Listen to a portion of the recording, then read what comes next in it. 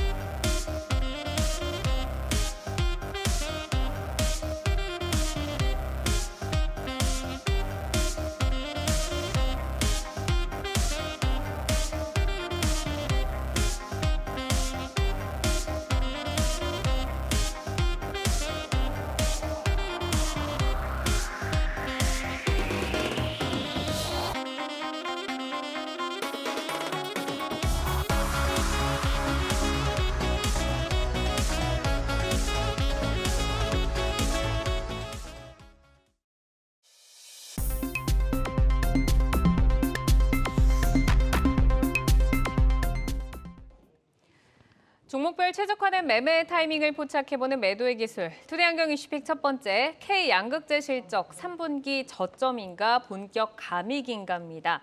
아직은 때가 아니다. 이틀 연속 달리던 2차 전지주가 다시 주저앉았습니다. LG에너지솔루션이 호실적으로 좋은 스타트를 하기는 했는데 오늘 에코프로 실적이 아직까지 발표가 되지 않으면서 2차 전지 실적에 대한 우려감이 지금 좀 있는 상황입니다. 자, 2차 전지 소재 업체에 대한 실적 기대치를 저희가 좀 더 낮추는 게 좋을지 이사님의 의견 먼저 여쭤볼까요? 실적에 대한 부분은 우리가 증권사에서 예측한 부분을 대입을 해볼 수도 있겠고 아니면 시장 상황, 판가락 그 부분을 대입해서 현재 주가 수준을 살펴볼 필요가 있는데 에코프로 비행 기준으로 말씀을 드리면 최근에 영업이익률이 2%대까지 떨어질 수 있다라는 리포트가 나왔었어요. 이 부분은 현재 이루어진 판가 하락을 반영한 것으로 보이고요. 그러면 매출 볼륨이 어느 정도 나오는지 여부를 체크해 보려고 합니다. 시장 예상은 한 1조 9천억 원 정도대인데 이 정도 이상으로 나오는지 여부를 체크해 볼 필요가 있어요. 전체적으로 그러면 이 정도 실적 같은 경우를 주가에 대입을 해볼 때는 선제적인 조정이 나온 상황이고요. 지수 코스닥 기준으로 800, 그다음에 그 가격대를 통해서 조정이 나온 가격을 대입을 해보면 코스닥을 800을 지키는 조건으로 해서 반등이 나온다고 하면은 2차 전지 쪽은 기술적인 반등으로도 선행해서 나올 수 있는 구간까지 주가가 조정이 나온 것으로 보입니다. 자, 오늘도 이제 에코프로 BM이 이제 좀 흘러내리면서 지금은 약세를 이어가고 있는데 이런 3분기 실적에 대한 우려감을 저희가 이제 돌릴 수 있을지, 과연 지금을 좀 저점으로 봐야 할지 아니면 본격적으로 좀 가미의 시작이다라고 봐야 할지 부장님은 어떻게 보실까요? 뭐 실적 우려는 3분기를 기점으로 해서 뭐 충분히 반영됐다고 볼 수 있겠고요. 뭐 상당히 반영이 됐기 때문에 특히 이제 탄산 리튬, 리튬 가격 떨어지면서 양극재 판가 하락 이게 겨우 우려가 됐는데 어제도 그렇고 오늘까지 이제 그 중국의 탄산 리튬 가격 선물이 어제 상한가를 좀 뭐 처음으로 기록을 했고 오늘 장중으로도 급등세가 나타나서 그동안 현물과 선물 간에 좀 괴리가 있었거든요. 네. 그러니까 현물 가격보다 선물 가격이 상당히 낮아서 리튬 가격 더 많이 떨어지는 거 아니냐는 우려가 있었는데 이틀 연속 급등이 나오면서 현선물 간의 이제 괴리가 없어졌습니다. 스프레드가 없어진 상태고요. 그리고 이제 그 리튬 가격이 더 추가적으로 하락이 없다고 한다면 지금 중국에서도 재고 조정을 하고 있는 상황이고 예상외로 전기차가 다 팔리면서 탄산 리튬 가격이 쌍바닥을 잡은 상황이기 때문에 추가적 양극재 판가 하락은 좀 나오지 않을 것 같다. 이제 10월달 기점으로 저점으로 생각이 들고 그리고 이제 2차전 특히 이제 에코프로 BM을 비롯한 2차전 종목들의 하락은 단순히 2차전지 쪽의 뭐 실적 우려뿐만 아니라 이게 이제 9월달부터의 금리 발자르고 인한 이제 시장 하락으로 그렇게 보시는 게 더 맞습니다. 그래서 네. 지금 오늘도 그 국채 금리가 떨어질 때 이틀 연속 반등이 나왔고 오늘 다시 10년물 국채 수익률이 4.7 넘어가면서 네. 이거 되돌림이 나왔다라고 그렇게 보시면 좋겠습니다. 그러니까 금리에 대한 뭐 성장주에 대한 그런 불안, 또 시장의 불안감이 지금 반영이 되는 것이 2차 전지주만 지금 빠지는 건 아니다라고 좀 말씀을 주셨는데, 자, 양극재를 대표하는 에코프로 그룹주 그리고 포스코 그룹주에 대한 시장의 평가를 조금 보면 지금은 약간 포스코 그룹주에 좀 더 호의적인 분위기인 것 같습니다. 자, 두 그룹의 차별점이 되는 핵심은 어디에 있다라고 봐야 할지, 그리고 부장님께서는 어느 쪽이 좀 더 매력이 있다라고 판단을 하실까요? 에코프로의 대표적인 그 수직 계열화 시스템이 그 클로우즈 루프 에코 시스템인데 이게 이제 리튬과 이런 비롯한 이제 광물부터 전구체, 양극재, 그 폐배터리, 리사이클까지 다 함대 이루어지는 그 밸류체인을 구축한 것이고요. 이거를 그대로 지금 벤치마킹해서 따라하는 게 그 포스코 그룹입니다. 그래서 이제 이걸 쫓아가는 모습인데 주가 흐름을 보면은 포스코 홀딩스가 20주선에서 지지를 하고 있고 네. 에코프로는 20주선을 깼거든요. 그리고 에코프로 BM 같은 경우는 40주선에 있고 포스코 퓨처는 40주선에 있는데 이거의 근본적인 가장 큰 차이를 보면은 에코프로 같은 경우는 자회사 에코프로 이노베이션을 통해서 그 탄산 리튬을 수산화 리튬으로 컨버전하는 그 수산화 리튬 사업을 하고 있고 물론 이제 정광이라든가 이제 업스트림 따라 하겠다고 하지만은 포스코홀딩스는 광산이라든가 염호를 직접 보유하면서 기대하는 영업이익률이 되게 다릅니다. 지금 평균 한 60에서 70%의 영업이익률 기대하는 리튬 사업이 본격화 될 것으로 기대하고 있기 때문에 네. 여기에 대한 기대감이 커서 올해 연말부터 내년까지 봤을 때는 일단 포스코 홀딩스에 대한 기대감이 높아서 그쪽으로 개인들 수급이 많이 상당히 집중되고 있다라고 볼 수 있겠습니다. 지금 이제 많이들 기다리셨던 에코프로와 에코프로 BM의 실적이 발표가 됐습니다. 지금 에코프로 BM 같은 경우는 3분기 영업이익이 453억 원으로 전년비해서는 67% 하락을 했는데 이 부분에 대해서 조금 여쭤보도록 하고, 에코프로 같은 경우도 전년비 68% 하락을 한 656억 원을 지금 발표를 했습니다. 어쨌든 지금 이제 실적이 발표가 됐고 저희가 이제 이 이야기도 추후에 좀 질문을 드려볼 텐데, 오늘 에코프로 BM과 그리고 포스코 퓨처엠에 대해서 이제 두 분의 사인을 먼저 여쭤보도록 하겠습니다. 자, 지금 더 갈 수 있는가에 대한 두 분의 의견을 보니까 지금 다 고사인을 켜주셨거든요. 자, 실적이 방금 발표된 에코프로 BM부터 한번 보도록 하겠습니다. 실적은 시장에서 조금 우려를 했었고 오늘 주가 같은 경우도 3% 흘러내리면서 거래를 마쳤는데 지금 장 마감을 하고 지금 이제 실적이 나왔거든요. 자, 이창화 부장님께 먼저 지금 질문 드려볼까요? 지금 실적이 발표됐는데 더 갈 수 있다, 고사인 맞다라고 보실까요? 네, 뭐 저렇게 실적 우려로 인해서 하락하는 거는 뭐 SQ로 봐도 될 것 같고요. 저게 이제 453억 나왔는데 하단이 아마 300억대가 있었던 것 같고 상단이 아마 900억까지 있었던 거로 보이고요. 네. 아마 재고평가 손실을 더 많이 있지 않았을까 저 정도 봤을 때는 예상이 좀 되고 또 매출 제가 아직 다 실적을 다 정확히 보지를 못해가지고 일단 좀 봐야 될 것 같긴 한데 이제 요거를 발표하고 나서 향후에 이제 IR을 할 거거든요. IR 할 때 이제 향후에 이제 가이던스라든가 이제 그 그룹사별 그 실적 특히 이제 에코프로 자회사 들까지도 포함해서 지금 전망을 어떻게 하고 가이던스를 어떻게 줄지 좀 봐야 될 것 같고 이제 리튬 가격을 바닥을 잡았기 때문에 이제 그 이익률 회복은 이제 3분기 때는 재고평가 손실이 있겠지만은 4분기 때부터는 그런 이익률은 정상화될 것으로 좀 보고 있습니다. 네, 지금 에코프로비엠이 이제 매출액 같은 경우는 전년 동기 대비 15%가 상승을 했고 영업이익 67% 이제 하락을 하면서 지금 나왔는데 지금 자세한 내용들에 대해서 이제 두 분 다 방금 발표가 됐기 때문에 좀 못 보신 그런 상태지만 이성우 이사께서도 이 실적에 대해서 어떻게 평가를 하시는지 한번 좀 여쭤보고 그리고 이제 최근에 또 에코프로 머티리얼즈 IPO에 대한 소식들이 좀 쏟아지고 있잖아요. 이 상장 이슈가 뭐 주가를 끌어줄 수 있는 트리거가 될 수도 있는지 이 부분까지 한번 여쭤볼까요? 우리가 에코프로 비행 기준으로 봤을 때 아까 말씀드린 부분 매출액 1조 9천억 원, 영업이익 2%대, 영업이익률은 더 잘 나오기는 했어요. 네. 그런 부분을 감안해 볼 수 있겠고요. 우리가 현재 주가 수준이 어떤 측면을 반영하고 있는지 보면 이제 판가가 돌아서는 단계에서는 재고 부분 턴, 그다음에 여기에 더해져서 영업이익률 같은 경우 한 5%대까지 다시 올라오는 그런 구조가 나타날 수 있습니다. 미리 반영된 주가 수준이기 때문에 여기에서는 세론이 나오는 구조보다는 만약에 세론이 나와서 매도가 나오더라도 매수 주체가 더 더해질 수 있는 구간까지 주가는 빠져 있음을 알 수 있겠습니다. 네. 자, 그러면은 이제 어쨌든 그동안 우려를 했던 그 실적까지도 지금은 다 노출이 된 상황이잖아요. 지금 에코프로 BM, 사실 에코프로와는 달리 증권가에서도 에코프로 BM에 대해서 상대적으로 좀 더 후한 점수를 지금 주고 있는데 지금 보유하고 계신 분들이라고 하면 앞으로 좀 전략을 어떻게 짜가야 할지 그리고 신규 진입도 좀 가능할지 이창환 부장님께 한번 여쭤볼까요? 양극재 평가 우려된 것들이 주가에 상당히 반영이 됐고 그게 이제 오늘 이거 실적 발표 이후에 주가 하락한다면은 그동안 이제 지난번에 쇼스퀴즈가 터져서 상승했던 것들을 모두 다 지금 반영한 상태고요. 네. 고점 대비 한 60% 정도 빠졌거든요. 그러니까 충분히 매수할 수 있지 않나 이렇게 보고 있고 그리고 에코프로비행 같은 경우에는 양극재 쪽에서는 기술력이 세계 최고라고 볼 수 있겠고요. 포스코 퓨처인 같은 경우에는 일단 수주 잔고가 100조가 넘어가는데 그 수주 그 일정들을 보면은 올해 하반기부터 이제 그 바인딩 계약된 게 5년에서 10년짜리들이 쭉 이어져서 내년도의 실적 가정성이 가장 높고 그리고 실적의 성장 폭이 내년에 제일 높은 게 포스코 퓨처인 것 같습니다. 그래서 이제 토픽으로도 많이 보는 것 같고 정부채 내재화에 대한 것도 목표도 좀 더 많이 한 70% 이상을 얘기를 하고 있어서 그래서 포스코 퓨처엠을 얘기하는 것 같은데 밸류 자체는 퓨처엠 좀 더 비싼 건 사실입니다. 네. 그런데 이제 밸류에이션을 더 높게 주겠다는 게 증권가 이제 생각인 것 같고요. 에코프로 비행 같은 경우에는 일단은 그 2027년까지는 캐파가 가장 크기 때문에 여기에는 이제 그 프리미엄급만 들어가고 이제 엔트리라든가 이제 볼륨급에는 이제 포함되지 않은 거고 포스코 퓨처엠은 100만 톤에 대해서는 15만 톤 같은 경우가 이제 LFP가 포함된 거라서 네. 에코프로 BM의 어떤 캐파가 추가적으로는 더 나올 거라고 좀 보고 있어서 둘 다 좋다라고 보고 있습니다. 네, 이제 둘 다 좋다라고 하셨고 에코프로는 지금 충분히 좀 조정을 받았기 때문에 신규 진입으로도 좋은 자리인 것 같다라고 좀 말씀을 해주셨습니다.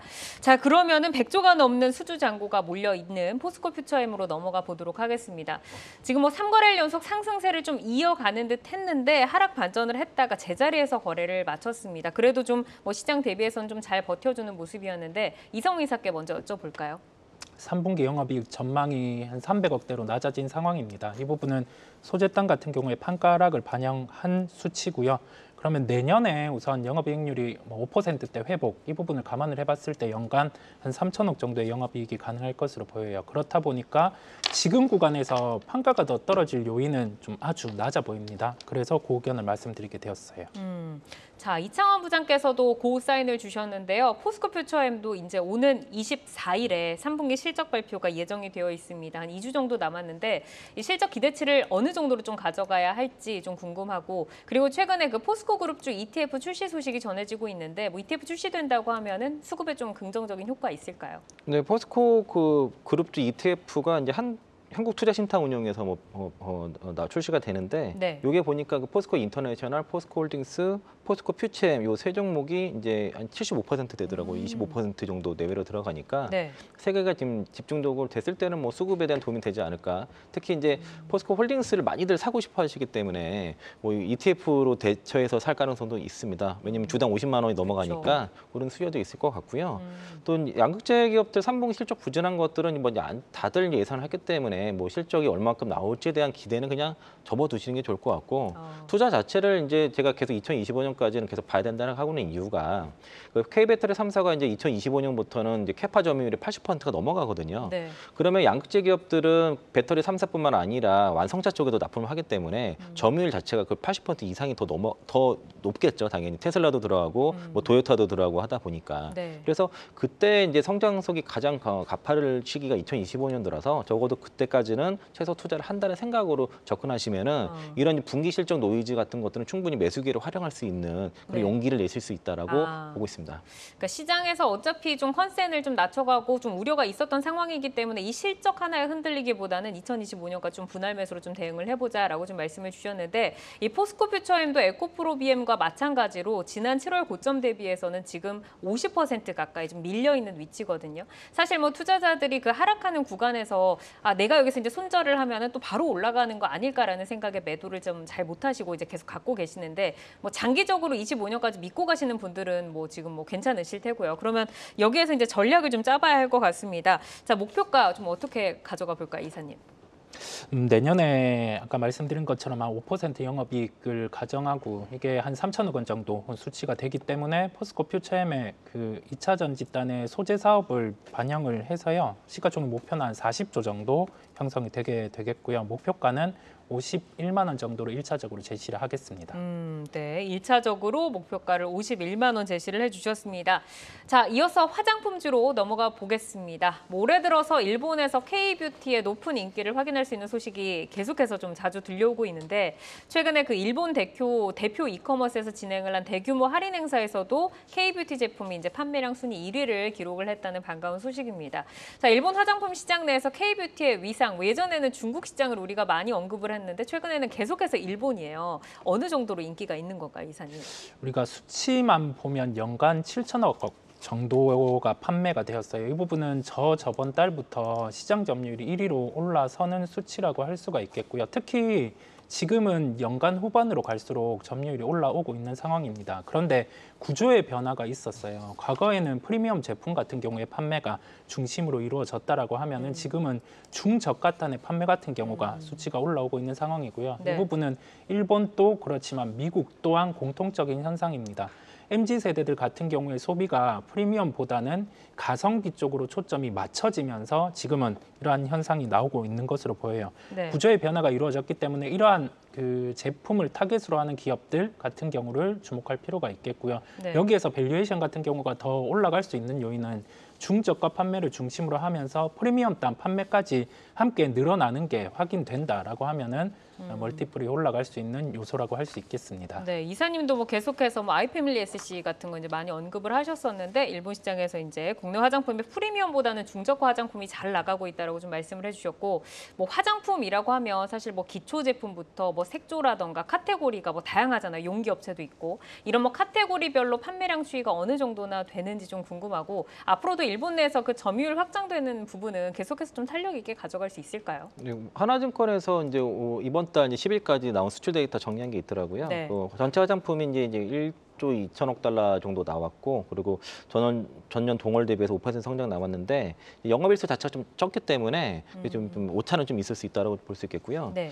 지역을 보니까 확실히 일본이 52% 성장이 나왔고요. 그 전년 동월 대비입니다. 그리고 이제 중국이 마이너스 19%, 홍콩이 18% 성장, 그리고 미국이 이제 한 7% 정도 성장 나왔기 때문에 지금 일본 쪽 시장에 열광하는 거는 뭐 당연한 결과라고 볼 수 있겠고, 보통 이제 카테고리 자체는 이제 기초라 색조로 나누는데 기초는 이제 마이너스 1% 역성장, 그 색조가 2% 성장인데요. 근데 기초는 일본이 58% 성장, 색조도 일본이 57% 성장을 했고 미국 같은 경우도 기초가 39%, 색조가 92% 성장 나와서 화장품 쪽은 아마 미국이랑 그 미국 시장과 일본 시장에 주력 있는 회사들이 실적이 다 좋았을 것 같고요. 중국이 마이너스 26, 그 기초가 26, 색조가 마이너스 15, 홍콩이 기초가 플러스 66, 그 색조가 마이너스 17이라서 아마 이제 미국 쪽에는 뭐 그 수출이 주로 하는 게 뭐 잉그루드 랩이라든가 코스메카 코리아 이런 회사들이 실적 좋을 것 같고요. 일본 쪽에는 아까 뭐 VT라든가 패밀리라든가 뭐 클리오 뭐 이런 회사들이 실적이 좋을 것 같습니다. 일본에서는 지금 뭐 기초 색조가 나란히 지금 성장을 좀 하고 있는데 일본 시장에서 K뷰티가 위상을 드높이고 있습니다. 자, 오늘 코스맥스 그리고 이제 VT 이 두 종목을 매도의 기술에 올리고 두 분의 의견 여쭤보도록 하겠습니다.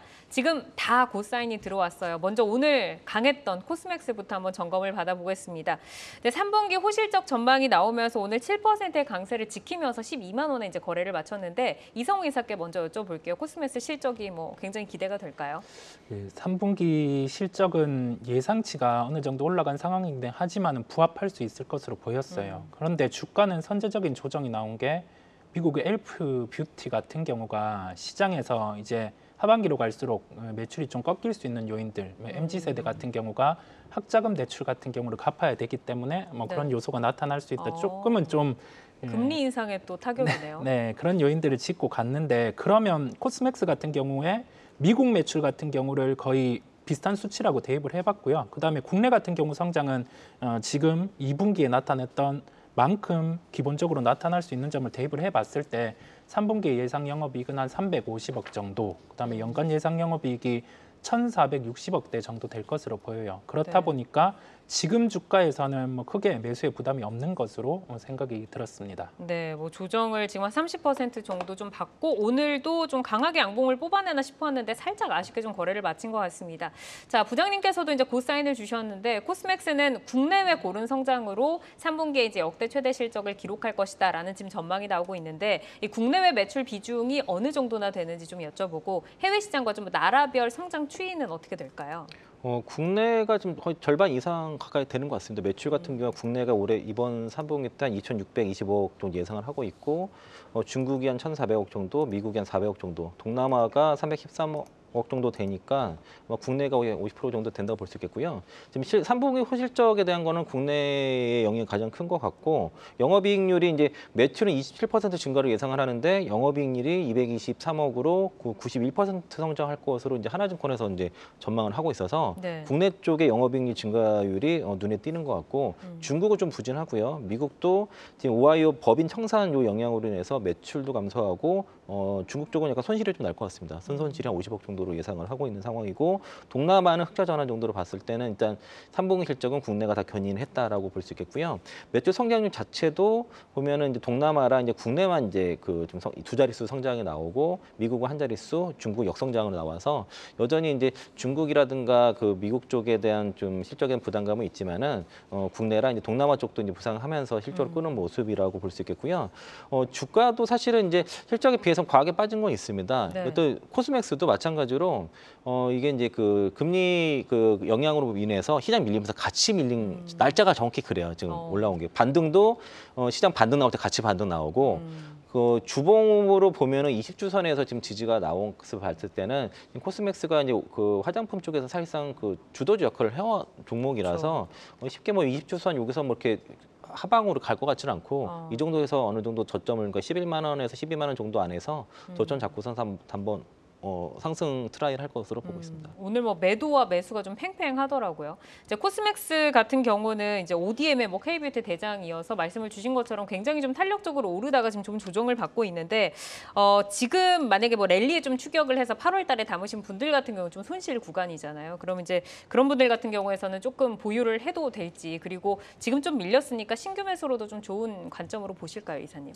3분기 영업이익이 우선 한 350억 이상 나오는지 여부를 주목해 볼 필요가 있겠고요. 여기 더해져서 미국이라든지 중국 쪽 해외 매출 같은 경우가 돌아서는 시점에서는 이제 시가총액 한 2조 원대까지 상승 가능하다는 점에서 고를 제시해드리게 됐고 목표가는 20만 원을 제시해드리겠습니다. 네, 실적을 좀 확인하고 보자라고 좀 말씀 주셨고 VT로 넘어가 보겠습니다. 오늘 VT 좀 아쉬웠죠. 등락을 거듭하다가 마지막에 좀 밀리면서 1.7% 빠지면서 거래를 마쳤는데 사실 그 일본 시장에서 지금 가장 좀 뜨거운 감자가 VT인 것 같은데 주가는 좀 아쉽습니다. 자, 이창원 부장님 고 사인 주신 이유 들어볼까요? 최근에 주가가 급하게 한번 조정을 받았던 게 원래 시장 대비 되게 강했다가 네. 받은 게 이제 오버잉 이슈가 좀 있었던 것 같고요. 이게 이제 그 교환사채 물량이 좀 상장이 되면서 요 물량을 소화하는 과정에서 하락이 나왔고 한 10월 6일 기준으로 해서는 물량이 다 소화됐다라는 시장의 좀 의견이 있어서 뭐 그렇다면은 물량보다 없다고 하면 좀 추가적인 반등 나올 수 있지 않나 생각이 들고 일본의 매출 비중이 지금 거의 80% 정도 되기 때문에 그 뭐 가장 화장품 쪽에서 제일 높아서 좀 실적이 좋을 수밖에 없는데 네. 일본 쪽도 높지만은 지금 그 다른 해외 지역도 좀 미국이라든가 이런 쪽도 지금 진출을 하고 있는 상황이고 4분기 때 이제 일본의 그 주요 그 드럭스토어에 입점을 하고 있고 국내도 이제 그 매장을 올해 뭐 8,000개까지인가 뭐 확정을 한다고 해서 국내 드럭스토어 쪽도 지금 많이 들어가고 내년도 확장이 되는 봤을 때는 일단 뭐 괜찮다라고 볼 수 있겠습니다. 그리고 또 미국 아마존 쪽의 판매도 지금 실리코트와 마케팅 같이 시작해가지고 네. 미국 쪽에 한번 성장세도 한번 기대해 볼 수 있지 않을까라고 보고 있습니다. 네, VT가 사실 뭐 예전에도 그 중국 시장을 이끌었는데 이번에도 또 일본 시장에서 이커머스 할인 행사 전체 판매량 랭킹 1위를 지금 차지를 했습니다. 특히 그 리들샷이 지금 출시가 되고 나서 약 15만 개가 판매가 되는 등 큰 뭐 호응을 좀 얻고 있다라고 하는데 3위 같은 경우도 이제 VT의 마스크 제품이 지금 차지를 했습니다. 자, 일본 시장 내에서 그럼 VT의 인기 그리고 매출 성장세 과연 어느 정도인가요, 이사님? 작년 기준으로 한 910억 원대 매출이 나타났습니다. 이 부분은 3년간 매출이 10배 증대된 수치고요. 지금부터의 실적 같은 경우가 또 중요한 게 2분기 기준으로 봤을 때 영업이익률이 한 15% 정도 나왔습니다. 그러면 여기에서 한 750억에서 800억 매출 구간에서는 영업이익률이 이제 15% 이상 매출 레버리지가 발생할 수 있는 구간이기에 3분기 실적 같은 경우에 추이를 750억에서 800억대 매출이 나오는지 여부를 체크해 보실 필요가 있겠습니다. 그리고 한 번 이렇게 매출이 증대된 요인이 일회성이 아니라고 하면은 네. 적어도 한 3분기 정도 연속될 수 있는 구조가 지금 매출에서는 엿보입니다. 그렇다 보니 실적 연속성 이 부분이 중요하겠습니다. 네, 지금 뭐 VT가 8월, 9월에 이런 실적 기대감으로 일본 시장에 또 기대감이 있어서 굉장히 가파르게 좀 올라왔거든요. 근데 이제 최근에 조금 조정을 받으면서 지금 약간 방향을 이제 갈팡질팡하고 있는 것 같은데 여기서 보유하신 분들이 좀 더 목표치를 높게 잡고 좀 홀딩을 해도 좋을지 그리고 지금 좋은 뉴스가 나오고 있으니까 연속성에 조금 기대를 하면서 신규 진입도 가능할지 부장님의 전략 한번 여쭤볼까요? 뭐 신규 진입은 뭐 주가가 뭐 조정폭이 별로 나오지는 않아가지고 그래서 가져가는 쪽으로 의견 좀 드리겠고요. 제가 이제 요거를 밸류에이션 계산을 안 해봐가지고 제 목표가는 드리기 어렵고 하나증권에서 제일 한 군데 딱 나왔더라고요. 네. 여기 22,000원짜리 나왔으니까 뭐 한 2만 원이 29,900원이 전고점이니까 뭐 2만 원 이상에서부터는 좀 분할 차익 실현해도 되지 않을까 이렇게 네. 보고 있습니다. 그러니까 지금 신규 진입보다는 조정을 크게 받지 않았기 때문에 홀딩 정도의 고사인으로 이제 좀 정리를 해주셨습니다. 자, 오늘 매도의 기술은 에코프로비엠과 포스코퓨처엠 그리고 코스맥스, VT까지 살펴드렸는데 현재 주가와 모멘텀을 기준으로 저희가 포인트를 제시를 해드리기 때문에 시장이 변화하면 전략도 변동 가능한 점 기억을 해주시기를 바라겠습니다. 계속해서 주요 이슈와 모멘텀 팔로우하면서 여러분의 전략 체크해드리겠습니다. 장 마감 후 4시부터 6시까지 진행되는 시간의 투자리그, 시간의 거래 동향 만나보는 이 시각 시간의 단일가입니다. 정규장 마감 후 오후 4시부터 6시까지 10분 단위로 시간의 단일가 거래가 이뤄지는데요. 시간의 주요 종목 등락률 실시간으로 생생하게 전달해 드리겠습니다. 그럼 이 시각 시간의 단일가 코스피 상승률 상위부터 살펴보겠습니다. 먼저 대상그룹의 지주회사죠. 대상홀딩스 우선주가 9% 강세로 출발하고 있습니다. 8,200원에 거래가 되고 있고요. 그리고 SH에너지화학도 보겠습니다. 지정학적 리스크에 천연가스 가격 급등 소식이 전해졌습니다. SH에너지화학은 천연가스 개발 관권을 보유하고 있는데요. 오늘 시장에서 7% 상승하면서 탄력적으로 움직여줬는데 시간 내에서 추가적인 상승이 있습니다. 2% 상승을 하고 있고요. 또 이스라엘 팔레스타인 하마스 간 전쟁 여파로 정유주들이 또 급등을 했습니다. 한국석유 오늘 장에서 14% 급등을 했는데 시간에서도 3% 강세 보여주고 있습니다. 계속해서 코스닥 상승률 상위 체크해 보겠습니다. 네, 큐로홀딩스가 현재 9% 상승하면서 상한가 부근에 들어가 있습니다. 역시 해외 유가스전 개발 사업을 하고 있다는 점이 부각되면서 현재 60만 주 이상의 거래량 동반하면서 활발하게 움직이고 있습니다. 9.8% 상승한 상한가 부근에 들어가 있고요. 유니온 커뮤니티 그리고 CU테크도 각각 9%, 8% 강세 보여주고 있습니다. 이번에는 코스피 하락률 상위로 넘어가 보겠습니다. 가장 먼저 산업용 포장재 업체인 원림 오늘 시장에서 보합권에 마감을 했는데요. 1.6% 하락하고 있습니다. 마찬가지로 보합에서 마감을 했던 포스코 퓨처엠도 1.2% 밀리면서 34만 3,500원에 거래가 되고 있고요. 또 소카 보시면 롯데렌탈과 경영권 분쟁 조짐을 보이고 있습니다. 어제에 이어서 오늘도 14% 급등세를 연출을 했는데 시간에서는 약간 밀리고 있네요. 1.4% 하락하면서 13,850원 선 지나가고 있습니다. 마지막으로 코스닥 하락률 상위도 살펴볼까요? 네, 자이글이 3.6% 하락하면서 코스닥에서 가장 많이 밀리면서 16,000원 선에 거래가 되고 있습니다. 또 오늘 신규 상장한 HMC 제6코스펙 18% 상승하면서 거래를 마쳤는데 시간에서 3% 정도 약세를 보이면서 2,295원 선 지나가고 있습니다. 그리고 장 마감 후 실적을 발표한 에코프로비엠 3% 정도 밀리면서 23만 8,500원에 거래가 되고 있습니다. 이렇게 이 시각 시간의 단일가 살펴봤는데요. 시간의 단일가 매매는 오후 6시까지 10분 단위로 매매가 체결됩니다. 모멘텀과 거래량 등 꼼꼼히 살펴보시고 시간에서도 성투 전략 세워가시길 바랍니다. 시간의 단일가 거래 동향, 잠시 후 시간의 단일가 특징주를 통해서도 확인하실 수 있습니다.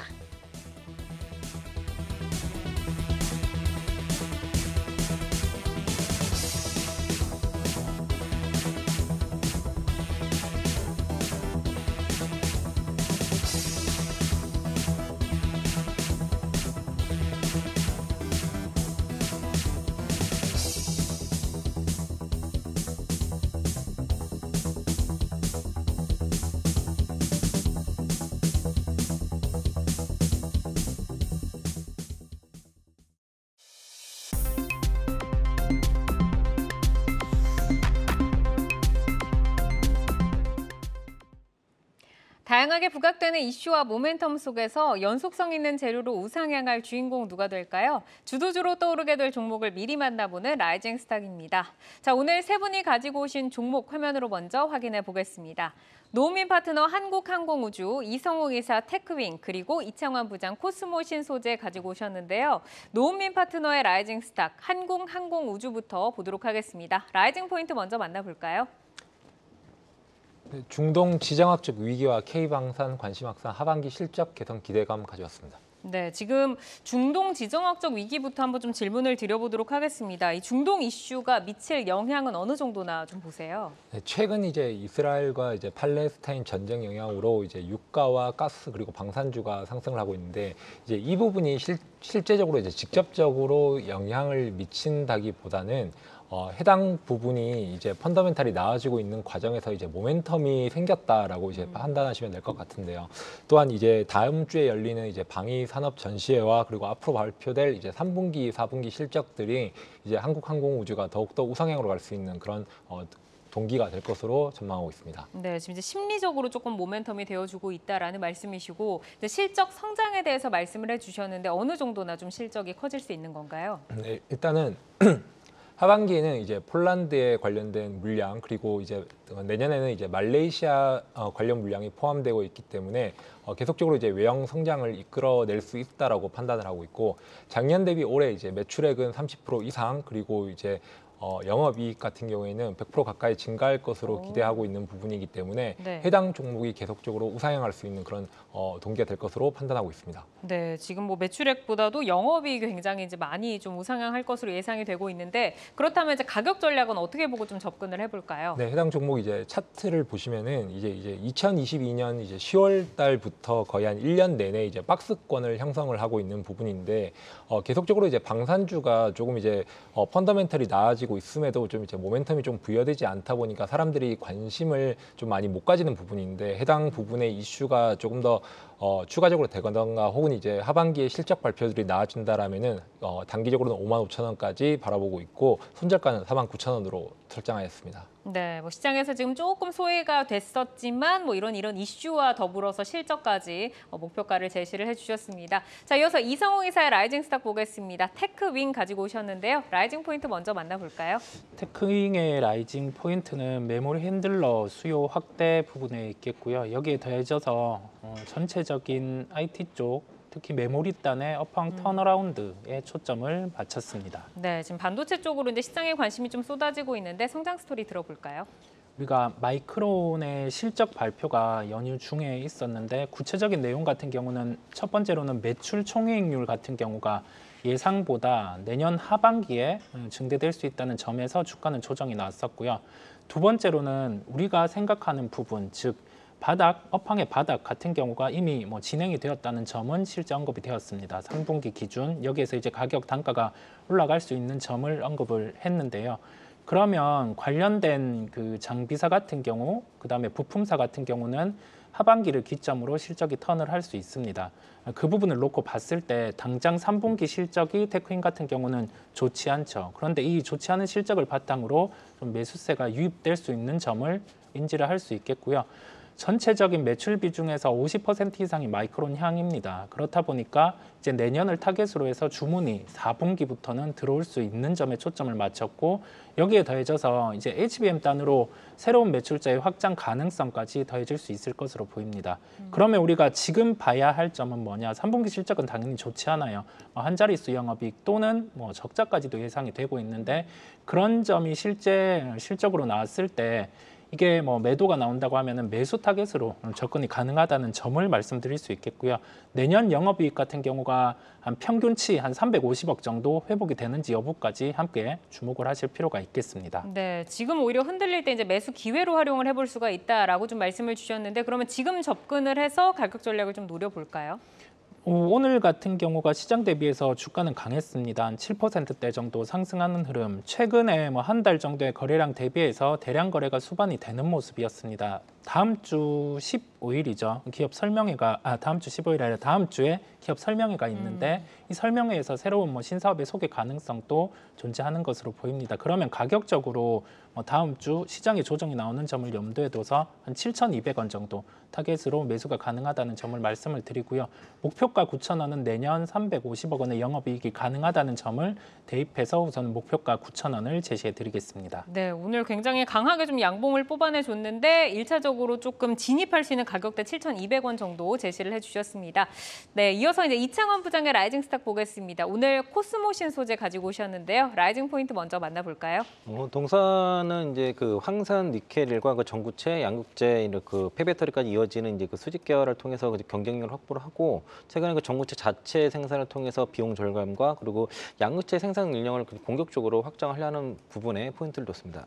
네, 이 항상 코스모신 소재도 포스코 그룹처럼 수직 계열화에 대한 그 이슈가 좀 이렇게 부각이 되는데 그리고 전구체 자체 생산까지도 모멘텀이다라고 좀 짚어주셨습니다. 성장 스토리 좀 더 자세하게 들어볼까요? 네, 그 코스모 화학을 시작으로 해서 그룹 차원에서 그 황산 코발트를 이제 코스모 화학에서 생산을 하고 그리고 전구체와 양극재는 코스모 신소재가 하고요. 그리고 다시 폐배터리를 코스모 화학이 이제 그 생산을 하면서 여기에 대한 그 공급망 내재화를 추진하고 있고요. 또 이제 이런 원료된 수직 계열을 통해서 자체 경쟁력과 원가 절감을 하고 있고 그 코스모 화학 같은 경우는 그 황산 코발트 같은 경우는 에코프로 BM으로 지금 일부 납품하는 것으로 파악이 됐고 일단 코스모 신소재가 이제 전구체 자체를 지금 내재화를 하면서 중국에 대한 의존도를 낮추면서 비용 절감을 하고 있는데 지난 6월달에 코스모 신소재 그 전구체 공장이 이제 기계적 준공은 완공이 됐는데 서류 절차가 아직 행정 절차 끝나지 않아서 올해 한 11월 말에서 12월 초에 이제 양산이 시작될 것으로 지금 전망을 하고 있고 동사 같은 경우에는 특히 이제 최근에 이제 LG화학의 그 납품을 양극재 공급 납품을 하면서 지금 추가적으로 특히 LG화학이 도요타에도 납품을 하고 LG에너지솔루션도 도요타 쪽에 이제 그 배터리 공급이 시작이 되면서 LG화학 쪽에 추가적인 그 물량 확대가 좀 예상이 좀 된다는 점이고요. 또 올해 연말이나 내년 상반기에 SK온과 삼성 SDI 쪽으로도 이제 수주에 대한 모멘텀이 좀 있어서 수주 모멘텀을 좀 더 기다려 보시면 좀 좋을 것 같습니다. 동사가 최근에 이제 2,284억 정도 유증을 하면서 이제 양극재 캐파 캐파 확장의 속도를 내고 있는데 현재 양극재 캐파가 3만 톤 정도이고 2024년 기준으로 한 10만 톤 정도로 이제 확대를 할 것으로 예상하고요. 회사에서 발표한 게 2027년도에는 15만 톤 이상으로 이렇게 하겠다고 목표를 잡았는데 저는 그전에는 제가 15만 톤 정도만 계산했는데 15만 톤 이상이면 어느 정도 더 할 수 있지 않은가를 찾아보니까 어떤 뉴스에는 이제 20만 톤까지도 얘기가 좀 나온 것들이 있더라고요. 그래서 네. 20만 톤까지도 캐파 확장이 가능할 수 있겠다라고 좀 보고 있고요. 그리고 또 동사는 아직 캐파가 3만 톤밖에 안 돼서 작기 때문에 지금 다른 양극재 기업들에 비해서 수산화 리튬에 대한 재고가 좀 적을 수 있습니다. 그래서 이번에 리튬 가격 하락에 따른 그 수산화 리튬 그 재고 평가 손실이 상대적으로 적을 수 있어서 3분기 실적은 상대적으로 다른 양극재 기업에 비해서 방어가 될 수 있다고 좀 판단하고 있고 시장 컨센서스는 올해 영업이익 한 360억 정도, 내년엔 660억 정도이고 2025년도에 한 1,600억 정도를 보는데요.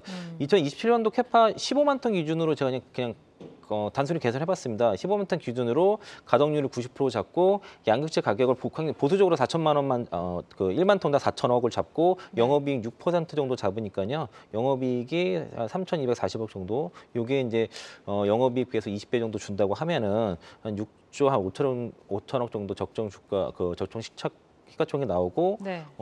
목표가도 22만 1,000원 나와서 증권사 평균 대략 22만 원 정도 나오니까 뭐 그냥 지금 정고점 정도는 가능할 것 같고요. 20만 톤 기준으로는 이보다 훨씬 더 많이 나오기 때문에 요거는 이제 최종 캐파가 어느 정도인지에 대해서 계산을 좀 해보시면 좋을 것 같습니다. 네, 지금 시총을 6조 5천억으로 잡았을 때 목표가를 22만 1,000원으로 볼 수 있다라고 좀 제시를 해주셨습니다.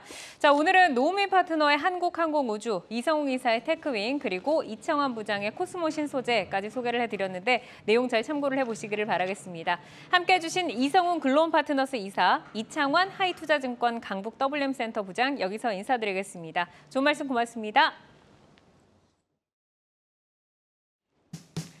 시간의 단일가 거래 속 특징주들을 따라가 보는 시간의 단일가 특징주 탑5입니다. 어제 시간의 특징주로 짚어드렸던 IMT, 오늘 상한가로 마감을 했는데요. 이렇게 시간의 단일가 거래는 내일장까지 연결돼 움직이는 종목들이 많습니다. 오늘 함께 하시면서 매매 전략에 잘 활용해 나가시길 바랍니다. 그럼 특징주 5위부터 확인해 볼까요? 네, 5위는 빅텍입니다. 이스라엘과 팔레스타인을 둘러싼 중동 지정학적 리스크의 방산주들도 들썩였습니다. 오늘 장중 17% 급등하다 윗골이 달면서 7% 상승으로 마감했는데요. 시간에서 빨간불 이어갑니다. 1.3% 상승하고 있습니다. 4위는 광동제약이 차지했습니다. 모더나와 코로나19 백신 파트너십을 강화한다는 소식에 23% 급등했습니다. 무려 5거래 연속 빨간불을 켜내고 있는데요. 시간에서도 분위기 좋습니다. 2.6% 상승하고 있습니다. 3위는 레뷰 코퍼레이션 올라와 있습니다. 인플루언서 마케팅 전문 업체로 지난 6일에 상장한 새내기주입니다. 오늘 외국인과 기관 매수로 6% 양봉을 그려냈는데요. 시간에서도 강한 모습입니다. 2% 상승하고 있네요. 2위는 극동유화가 올라와 있습니다.